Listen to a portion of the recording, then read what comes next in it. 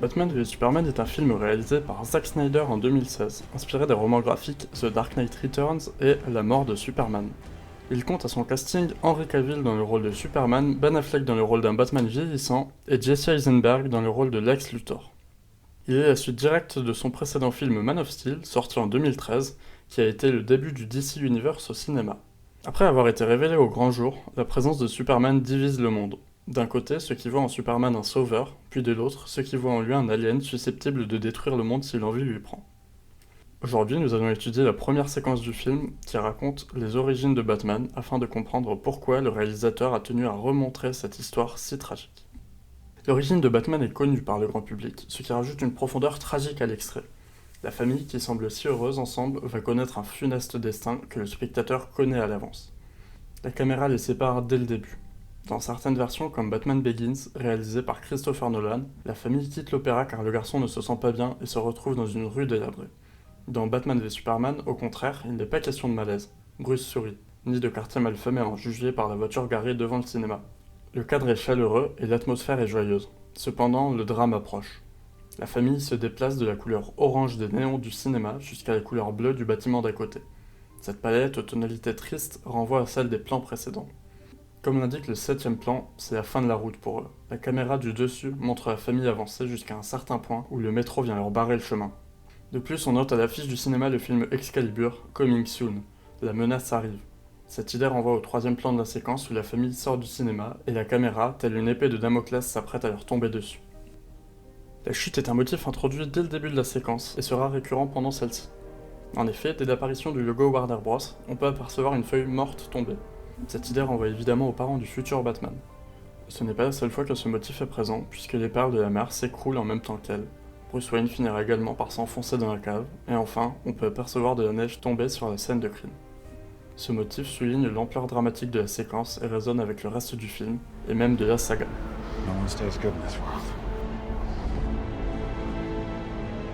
En effet, le film nous montre la chute de deux de ses héros. Batman, qui voulait sauver Gotham, se retrouve à condamner à mort quiconque a le malheur de faire quelque chose de mal, tandis que Superman, qui cherche à être l'homme idéal, est jugé et contraint de tuer pour sauver sa famille. Cette séquence nous montre l'évolution de Bruce Wayne en Batman. Il raconte comment il est devenu le chevalier noir de Gotham. Le montage alterné met en relation de cause à effet la mort de ses parents avec la naissance de Batman.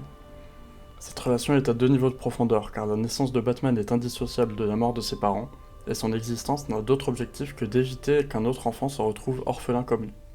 Batman est la transition entre le jeune Bruce Wayne qui fuit et le Bruce Wayne adulte qui agit. C'est la raison pour laquelle les mots lui font prendre conscience de ce qu'il est devenu à la fin du film. Les sonorités de la séquence trahissent la passivité de l'enfant. On peut entendre Alfred l'appeler, le bruit du pistolet et de la douille, son père prononcer le nom Martha. En revanche, lorsqu'il veut pleurer ses parents, son cri est étouffé. On peut interpréter ceci par l'idée que Bruce Wayne n'osait pas agir avant de devenir le chevalier masqué. On peut aussi interpréter ceci par l'idée qu'avant, il n'avait pas assez d'impact, et c'est pour cette raison qu'il est devenu si violent. C'est pour ça qu'on peut l'entendre distinctement dans le passage dans la cave aux chauves-souris où il n'a plus peur.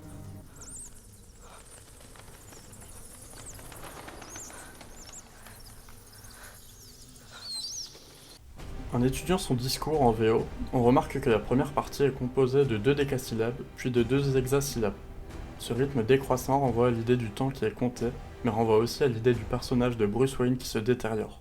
Comme il le dit lui-même à la fin de son discours, « In the dream, they took me to the light, a beautiful lie ». À travers cette phrase, Bruce Wayne avoue qu'après 20 ans dans le costume de Batman, les choses ont changé.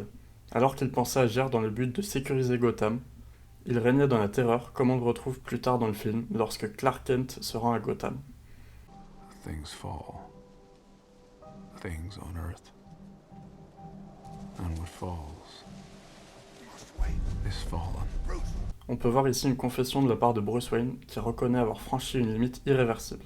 On peut aussi transcrire le discours de Bruce Wayne avec la situation du film. Must there be a Superman? There is.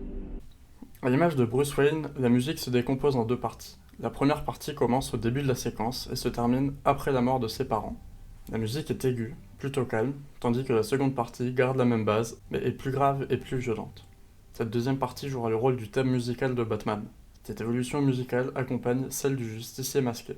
Dans le morceau original, la séquence violente et rapide est au début, comme pour marquer le début de son arc narratif par la mort de ses parents. La séquence est construite autour de différentes oppositions. À la naissance du Batman, il associe la mort des parents de Bruce Wayne. Elle commence sur un fondu au noir et se termine sur un fondu au blanc. Cette évolution représente l'inverse de celle de Batman, qui commençait par bien agir pour finalement faire régner la peur et devenir un bourreau. De plus, la séquence montre les cercueils avant de montrer leur mort. La fin de la première séquence du film ouvre sur la fin de Man of Steel, le précédent opus. Ces indices laissent penser que quelque chose n'est pas juste, que quelque chose ne va pas dans le raisonnement de Batman. De cette façon, Zack Snyder invite le spectateur à prendre du recul. Enfin, la séquence présente deux jeux de couleurs qui s'opposent. Orange et noir pour la partie dans la rue, puis bleu et blanc dans la partie où Bruce Wayne court dans la forêt. Cette palette est présente tout au long du film. Les couleurs s'entrecroisent tout le temps. Si on part du principe que cette séquence en deux parties présente le personnage de Bruce Wayne / Batman, elle peut aussi illustrer le reste du film qui oppose deux idéologies sur la notion de bien et de mal. On peut alors penser que ces deux notions ne sont pas manichéennes. Il y a du bien dans le mal, et vice-versa. Superman est censé représenter l'homme bon et puissant. Cependant, le tout bon n'existe pas. Cette idée de tout bon réapparaît plus tard dans le film. En effet, elle fait partie de l'idéologie de Lex Luthor. God is all powerful, he cannot be all good. And if he is all good, then he cannot be all powerful. Cette phrase montre que le méchant du film a raison. Et c'est ce qu'il prouve plus tard dans le film. Si Superman tue Batman, il n'est pas tout bon. En revanche, si Batman tue Superman, alors il n'est pas tout puissant. Superman sait que Luthor a raison. Il le sait depuis la fin de Man of Steel quand il a dû tuer Zod. Tandis que son père biologique lui enseignait à devenir un idéal pour l'homme, il a échoué en ôtant la vie de quelqu'un. Superman dira justement « No one stay good in this world ». Cette phrase, qui peut aussi s'appliquer à Batman, reflète le moment où Superman s'avoue vaincu par Lex dès qu'il va affronter Batman.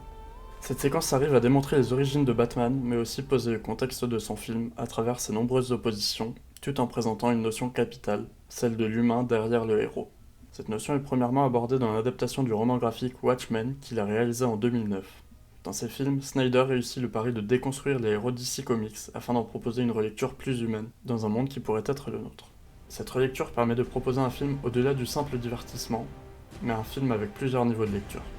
Là où certains voient un simple affrontement entre deux de leurs héros préférés, d'autres y voient une véritable question philosophique sur la notion de bien et de mal, et celle de la justice. Batman v Superman est un exemple parfait du problème des films de commande. Snyder voulait questionner le spectateur sur le bien et le mal, tandis que la Warner concentrait le marketing sur qui va gagner entre les deux héros. Cette différence de vision est visible à travers l'affiche officielle du film et l'affiche qu'a partagée Snyder sur Vero.